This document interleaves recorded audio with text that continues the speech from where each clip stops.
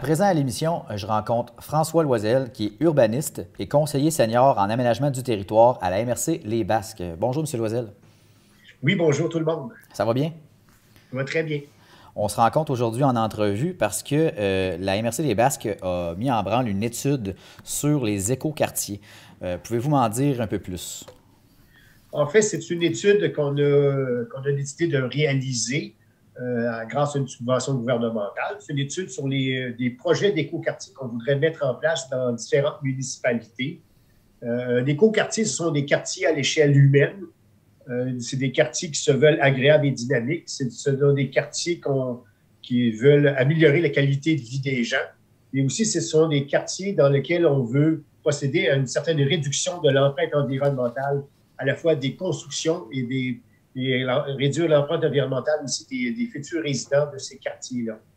Quand on parle de réduction environnementale ou de réduire l'empreinte environnementale, c'est soit des constructions comme telles, donc la façon que les maisons sont bâties, la provenance des matériaux, tout ça. OK. Et celle qu'on parle aussi de l'empreinte environnementale des résidents, c'est tout ce que les résidents comment ils vont agir en termes de transport, en termes de gestion des déchets et tout ça.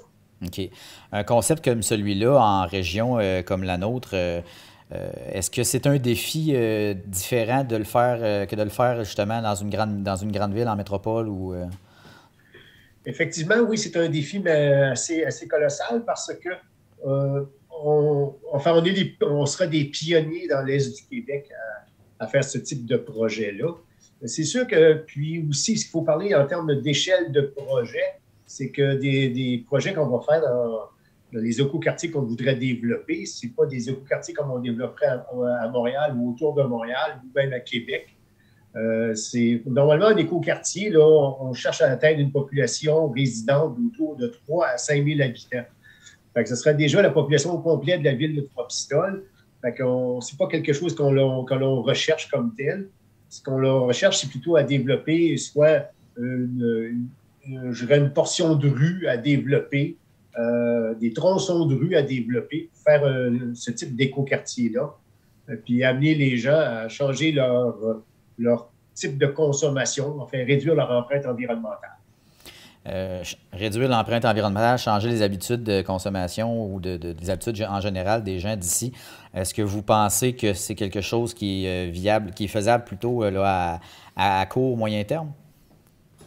Oui, c'est possible. On n'a pas bien le choix non plus, d'une certaine façon, parce que les changements climatiques nous le demandent d'une certaine façon. Puis la façon de procéder, moi, je pense toujours à la façon de procéder là, pour les écoquartiers. Les écoquartiers mettent de l'avant ce qu'on appelle des principes de l'urbanisme durable. Il y en a 4 grands principes de l'urbanisme durable. Le premier principe, c'est la densification. Donc, ce qu'on souhaite, c'est amener une certaine densification dans les écoquartiers qu'on veut développer. Quand on parle de densification, ça veut dire assez souvent les quartiers qu'on développe à Trois-Pistoles ou dans même les villes autour, dans les villages, ce sont des maisons individuelles qu'on appelle des maisons unifamiliales. Tout ce qu'on veut faire, c'est améliorer la densité. Donc, c'est créer, au lieu de mettre l'accent sur la maison unifamiliale, mettre l'accent sur des maisons jumelées ou en rangée. Tout dépend des lieux qui vont être choisis. Ça, c'est en termes de densification. En termes aussi de transport, c'est la deuxième dimension importante là, quand on parle d'urbanisme durable. Puisqu'il est question de transport, on parle de développer le transport actif et collectif. Le transport actif, c'est tout ce qui touche la marche, l'utilisation du vélo. Autrement dit, on veut éviter que des personnes utilisent leur automobile pour aller au dépanneur du coin, pour acheter du pain ou du lait. On souhaiterait qu'il y ait davantage que la façon que soit designé le projet, on devrait dire, là, designé comme tel, soit conçu de façon très pratique. Donc, les gens vont pouvoir y aller facilement à pied ou encore emprunter la bicyclette pour y aller. Oui, aussi, on veut, dans certains cas, maximiser l'utilisation du transport en commun. Donc, transport en commun, on parle de soit l'autobus ou des taxis communautaires, entre autres. Ici, on ne parlera pas de mettre en place de monorail ou de tramway du côté de Trois-Pistoles. C'est des options plus pour des villes plus denses. Mais déjà, l'utilisation de taxis collectifs ou de minibus, c'est des choses qu'on pourrait regarder éventuellement. Puis, il y a d'autres choses aussi en lien avec l'urbanisme durable. C'était les questions qui touchent les énergies alternatives. On veut minimiser l'empreinte, comme je vous l'ai dit, l'empreinte environnementale. Puis ça passe beaucoup par la réduction de la consommation énergétique. Et de quelle façon qu'on les réduit, cette consommation-là, dans l'écoquartier, c'est souvent soit par rapport à l'orientation des maisons, si on les met plus pour qu'ils soient orientés pour utiliser on appelle ça l'utilisation passive du soleil. En fait, les maisons servent de fenestration et donc les maisons peuvent accumuler la chaleur en hiver. Puis avec des arbres bien plantés autour de la maison, en été, ça peut réduire la consommation aussi, éviter le trop grand réchauffement. Ça, c'est des choses qu'on regarde au niveau des énergies alternatives. Puis l'autre grande dimension qui est liée aux écoquartiers, c'est la protection de l'environnement. Protection de l'environnement en général, ce qu'on parle, c'est protéger nos cours d'eau, protéger les autres milieux naturels comme les marais, les tourbières. Mais essentiellement, on a déjà quelques sites déjà d'écoquartiers qui sont ciblés. Et déjà, dans la plupart des écoquartiers, il se trouve avoir des cours d'eau qui sont présents, soit des cours d'eau sur une base temporaire ou sur une base permanente. Et ce qu'on veut faire, c'est protéger ces cours d'eau-là en mettant en place soit des bandes riveraines de 10 mètres de chaque côté, selon ce que propose la loi sur la qualité de l'environnement, ou encore à être plus généreux puis en faire des parcs linéaires de ces espaces-là. Donc, avoir peut-être, au lieu d'avoir 10 mètres de chaque côté du cours d'eau, d'avoir peut-être 15 à 20 mètres pour pouvoir mettre un sentier piétonnier puis mettre de la végétation autour, permettre la plantation d'arbres. Ça serait déjà un milieu naturel plus intéressant qui pourrait amener les gens à se déplacer à pied, là aussi, dans leur secteur. Okay. Voyez-vous, ça couvre différentes dimensions des écoquartiers. OK. C'est un dossier assez costaud de ce que je peux en comprendre. Oui, c'est assez costaud, oui. J'ai lu dans les communiqués que l'étude ciblait, je ne sais pas si ça ciblait ou en fait, les municipalités qui en ressortaient, c'était Trois-Pistoles, Saint-Rita et Saint-Mathieu. C'est bien ça? Oui, c'est ça. À l'heure actuelle, c'est qu'il y a déjà eu 2 rencontres de travail avec les consultants. Les consultants s'appellent Vivre en Ville. C'est un organisme l'organisme qu'on appelle un organisme d'intérêt public là, qui travaille beaucoup avec le monde universitaire. Okay. Donc, ils travaillent avec ces gens-là surtout. Puis, eux, avec leurs critères, ils ont déjà identifié 3 sites pour la mise en place d'écoquartiers sur notre territoire. Un à Trois-Pistoles, un à Saint-Rita et un autre du côté de Saint-Mathieu-de-Rive. Okay. Donc, c'est les endroits qui sont ciblés à l'heure actuelle parce que ces endroits-là rencontraient l'ensemble de leurs critères qui ont développé. OK. Est-ce que vous savez quels étaient leurs critères justement pour embarquer dans ces municipalités-là? Bien, essentiellement, c'est des critères liés à l'accessibilité. Donc, les terrains choisis doivent être relativement accessibles par rapport à la diversité commerciale qu'on retrouve dans le village, la ville ou le village en question. Donc, du côté de Trois-Pistoles, on cherchait à avoir des terrains vacants à proximité de la rue Notre-Dame, essentiellement. Bon. Puis, si possible, près des lieux de consommation. Donc, des épiceries, de la caisse populaire, du bureau de poste, c'est tout ça. Donc, c'est des endroits qui offrent déjà une bonne accessibilité. Des endroits qui offrent des terrains quand même de grande superficie, enfin, relativement grande superficie à aménager, ça vaille la peine. On ne veut pas des terrains qui, supposons, de 600 mètres carrés là, qui vont accueillir une seule maison. On veut pouvoir en mettre quand même une bonne quantité de maisons. Donc, on veut faire une rue. On veut mettre des infrastructures aussi en place. Donc, ça prend quelque chose des terrains relativement grands. Ça prend des secteurs qui sont connectés aussi. Connectés dans le sens qu'on veut qu'ils soient connectés dans 2 sens, au point de vue technologique. Donc, on voudrait qu'ils misent sur l'Internet haute vitesse. S'ils ne sont pas là, il faudra que ce soit disponible éventuellement. Et connectés, comme je l'ai dit déjà, avec des liens piétonniers à faire ou à créer avec les rues commerciales autour. Mm-hmm. Puis, on veut que ce soit des lieux qui sont déjà à l'intérieur des périmètres d'urbanisation. Ça, c'est essentiel, là, parce que les périmètres d'urbanisation, c'est tout ce qui... C'est le village, puis tout ce qui entoure le village, essentiellement. Et on veut que ce soit vraiment à proximité, à l'intérieur même des périmètres d'urbanisation, pour pouvoir demander soit la Commission de protection du territoire agricole pour agrandir le périmètre d'urbanisation pour faire un écoquartier. Ça serait comme agir un petit peu à l'inverse du rationnel d'un écoquartier, qui est de protéger l'environnement d'une certaine façon. OK. Vous l'avez soulevé tout à l'heure, cette étude-là, ça a été fait, ça va être fait, en fait, c'est en cours grâce au programme d'aide financière de planification des milieux de vie durables. C'est le ministère des Affaires municipales va financer 70%, si je comprends bien, et 30% va aller à la MRC, c'est bien ça? Oui, exactement, oui. C'est une étude là, dont le montant est de 83 444 $. OK. Donc, c'est ça, le tiers est assumé par la MRC. Essentiellement, c'est des frais qui sont liés à des frais du personnel déjà là, qui sont en place à la MRC.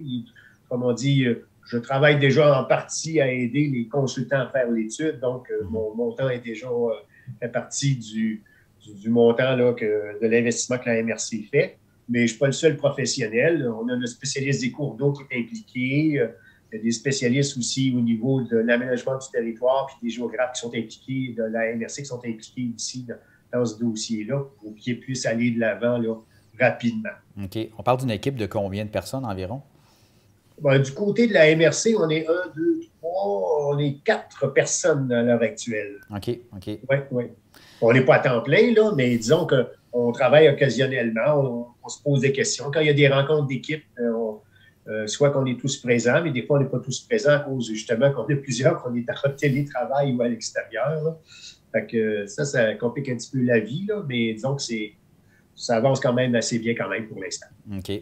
Et le dévoilement de cette étude-là est prévu pour quand environ? On prévoit à la fin de l'été. Okay. Disons que les concepts préliminaires, donc d'aménagement des quartiers, devraient sortir quelque part à la mi-mars, en mars-avril. Ensuite, il va y avoir des rencontres avec le Conseil des maires pour discuter des choix qui ont été faits, puis peut-être faire des ajustements, peut-être au concept qui va être proposé. Ensuite, il va y avoir le plan d'action qui va être en lien avec les concepts qui vont être proposés. Puis une fois qu'on va avoir tout ça entre les mains, justement, le Conseil des maires aussi va regarder tout ça. Et surtout les municipalités concernées, évidemment, qui vont devoir le regarder attentivement.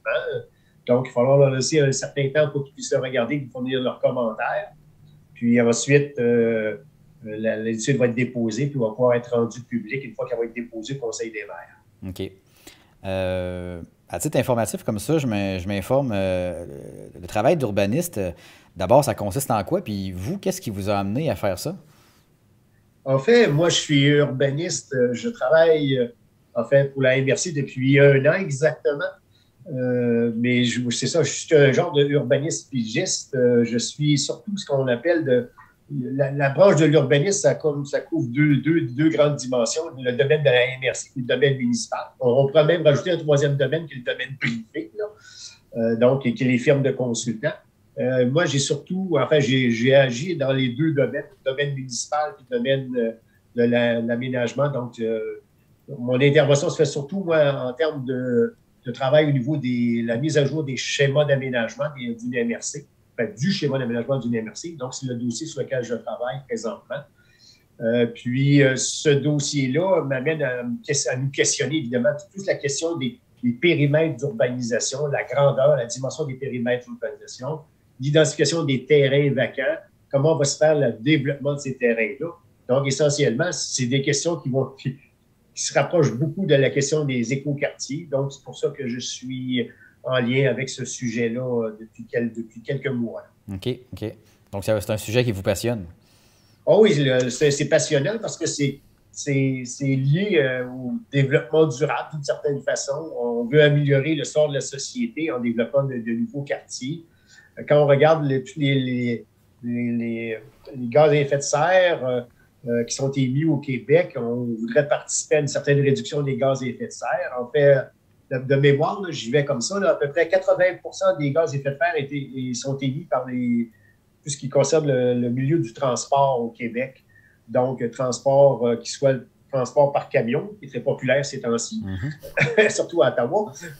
Puis tout ce qui tourne la question les autres modes de transport, comme le transport à l'auto, enfin, on l'appelle l'auto solo assez souvent, qui crée des problèmes de congestion routière, puis le fait que les véhicules circulent au ralenti émet encore plus de gaz à effet de serre.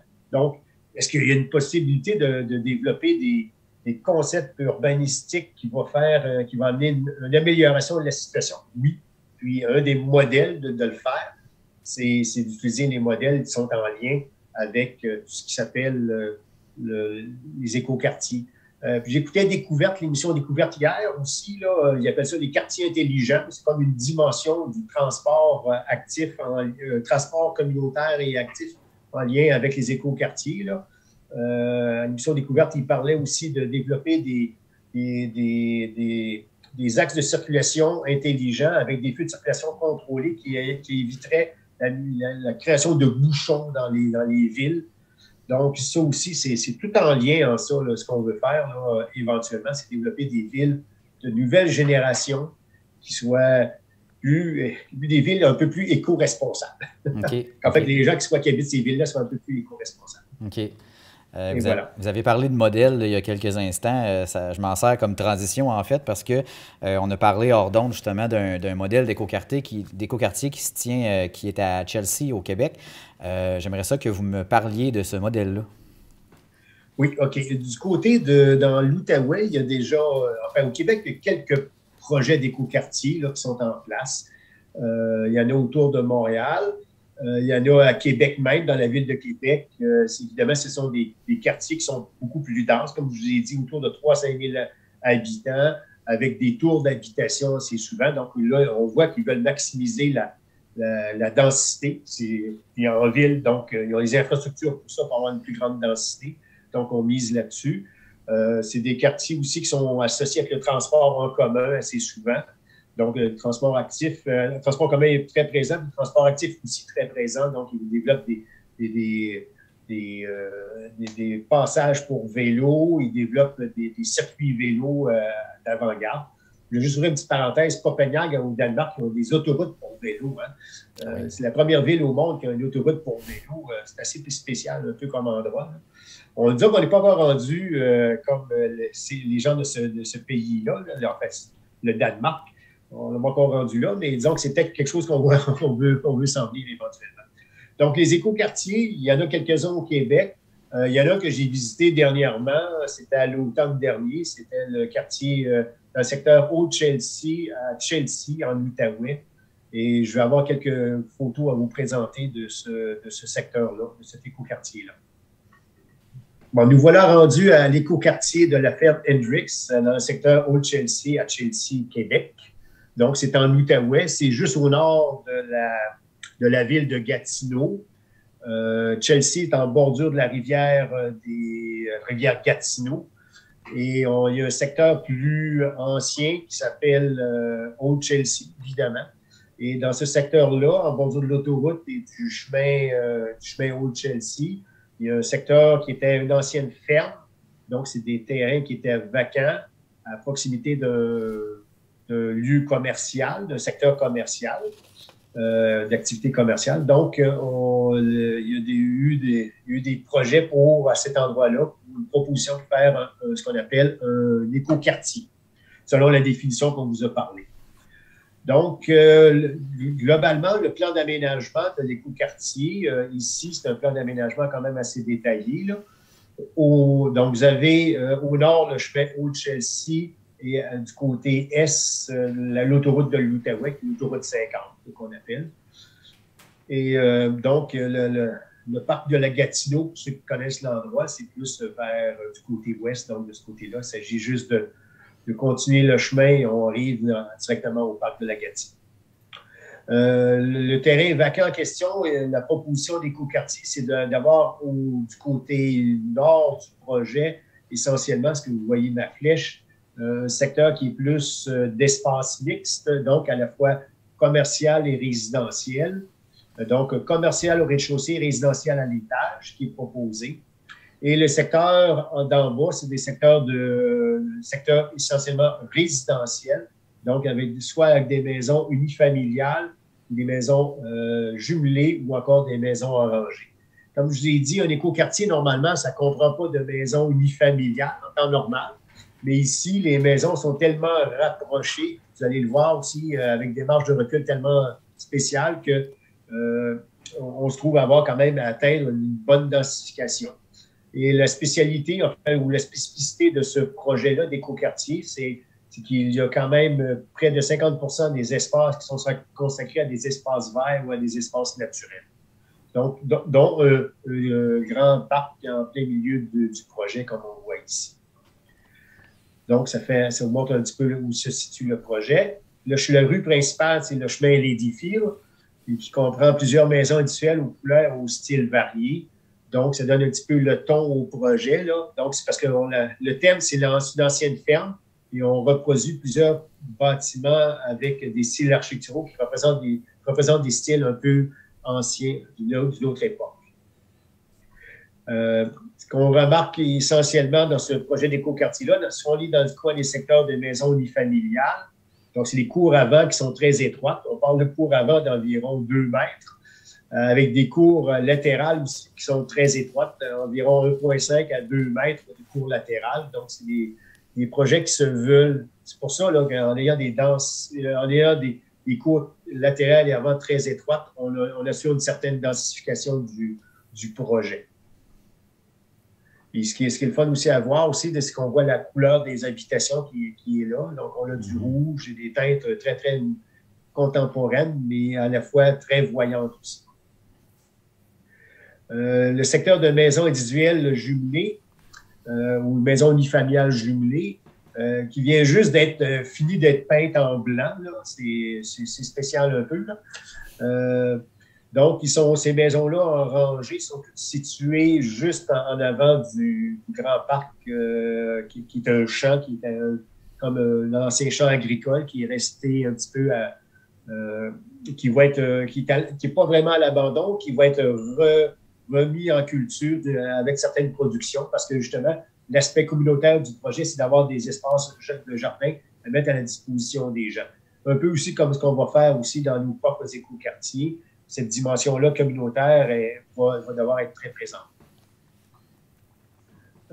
Ici, un aspect un peu plus particulier là, de l'écoquartier qu'on retrouve du côté de Old Chelsea, c'est le stationnement sur rue. Les stationnements sur rue sont faits avec entrecoupés d'espaces avancés. C'est des bandes latérales qui sont gazonnées, qui, dans certains cas, qui sont plantées avec. Dans d'autres cas, on trouve des infrastructures comme des luminaires. Donc, on a quand même une chaussée à des endroits qui est relativement large pour une rue qui se veut dans un écoquartier, mais c'est parce que c'est une rue qui est la rue la plus passante du projet. Là. Donc, c'est la rue qui donne quand même aussi du côté des habitations qui sont plus de moyenne densité. Fait que c'est pour ça qu'on a besoin d'une rue relativement large. Du côté des Basques, nous, ce qu'on va faire, nos rues vont être beaucoup plus étroites que ça. On propose des rues comme... enfin, on va regarder pour des rues d'environ avec des chaussées de 5 mètres qui vont être pavées seulement, parce qu'on prévoit qu'il va y avoir très peu de circulation, puis on prévoit quand même qu'il va y avoir des accotements qui vont être gazonnés, que les véhicules vont pouvoir, s'ils se rencontrent sur une chaussée relativement étroite, ils vont pouvoir mettre chacune une roue sur l'accotement un peu qui est gazonné. Puis ils vont revenir ensuite, les voitures vont pouvoir revenir au centre de la chaussée sans problème. Il n'y aura pas de grosses périodes de pointe de circulation dans ces écoquartiers-là qu'on veut faire du côté des Basques. En regardant ça, on se dit, ben oui, OK, il y a peut-être des choses à apprendre d'un écoquartier. Maison individuelle avec des grandes galeries. Ah oui, c'est ça. On partage des espaces extérieurs. Puis la vie d'un écoquartier se passe beaucoup à l'extérieur. Donc, c'est les maisons qui ont été conçues dans ce projet-là. Le projet de la ferme Hendrix là, à Old Chelsea. Toutes les maisons ont des grandes maisons individuelles, ont toutes des grandes galeries qui font le tour de la maison presque. Puis on voit ici, qu'ils ont mis des arbres en avant du côté de l'emprise de la rue, qui vont créer un petit peu qu'il va créer de l'ombre à la fois sur les maisons et dans la rue aussi.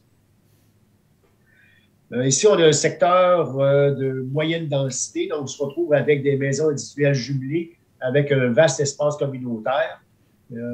Ici, les arbres ont commencé à être plantés, mais évidemment, c'est un projet qui est nouveau. Là, les feuilles ne sont pas toutes sorties. Donc, j'étais à l'automne, de toute façon, quand j'ai pris les photos. C'est normal qu'ils soient tombés. Puis ici, on voit un peu le style architectural là, qui est proposé dans cet écoquartier-là. Il faut dire que Hendrix, c'est un anglophone. Donc, on reprend un peu le style, un peu le quartier british, donc un peu à l'anglaise. Donc, on donne un style avec des briques rouges, un peu à l'anglaise dans ce secteur-là de maisons jumelées et maisons orangées. Ici encore, on a un projet de maisons individuelles jumelées, donc maisons familiales jumelées. C'est plusieurs sections de 3 maisons de différentes couleurs, avec des cours avant, encore là, une fois, qui sont très courtes, cours avant d'environ 3 mètres à peu près, à première vue. Là. Donc, c'est très court comme cours avant. Fait que les gens, ils vont surtout, c'est parce qu'on le voit ici, pour y avoir été, il y avait des enfants. Les enfants se retrouvent surtout dans les espaces communautaires. Ils se retrouvent là à aller jouer là. Fait qu'ils vont prendre leur petit vélo ou ils vont utiliser les sentiers qui passent entre les maisons pour aller d'un endroit à l'autre. Donc, ça termine le tour de cet écoquartier-là. Nous aussi, ce qui va arriver dans les écoquartiers, ce qu'on propose, et on va sûrement discuter avec les consultants de Vivre en ville, c'est de développer des thématiques pour chacun des écoquartiers qu'on veut développer. Donc, ça a des thématiques du côté de Saint-Mathieu-de-Rioux, on veut parler de la randonnée pédestre. C'est un endroit qui est en pente, c'est un endroit d'activité. Donc, il y a tout ça qu'on voudrait développer, les activités extérieures, donc quartier de plus de montagne. Du côté de Sainte-Rita, la thématique qu'on aimerait pouvoir développer, ce serait la thématique en lien avec l'érable, parce que évidemment, c'est leur industrie principale. Donc, l'érable serait... il y aurait des érables de plantés, évidemment, dans les cours avant des maisons. Les maisons auraient des styles qui ressembleraient à probablement à une petite érablière. Donc, c'est des maisons avec un clocheton dessus qui donne le style érablière avec des toits en tôle de différentes couleurs, qui mettraient de la couleur dans le projet et mettraient de la vie surtout dans le projet. Et les cours avant seraient relativement grandes. Comparativement à ce projet-là, à l'inverse, les cours avant seraient très grandes parce qu'on voudrait planter des érables dans les cours avant. Puis du côté de, ce qu'on regarderait du côté de Trois-Pistoles, le thème à mettre de l'avant, il y a différents thèmes qu'on pourrait regarder. Là. On va en parler avec le conseil municipal. Un des thèmes, ce serait le thème des Basques. Donc, reprendre un peu l'architecture traditionnelle basque qu'on le voit dans le pays basque, puis se baser un petit peu là-dessus. C'est des maisons avec des habitations avec souvent de 2 étages et demi à 3 étages, avec des balcons. Fait que ce serait probablement ça qu'on pourrait proposer. Et le dernier écoquartier dont le mandat revient à notre équipe, ça serait le thème à développer, se tournerait autour du thème de la mer. Ça serait le thème que je choisis pour l'instant, ça serait « Je voudrais voir la mer », qui est en lien avec une chanson de Michel Rivard.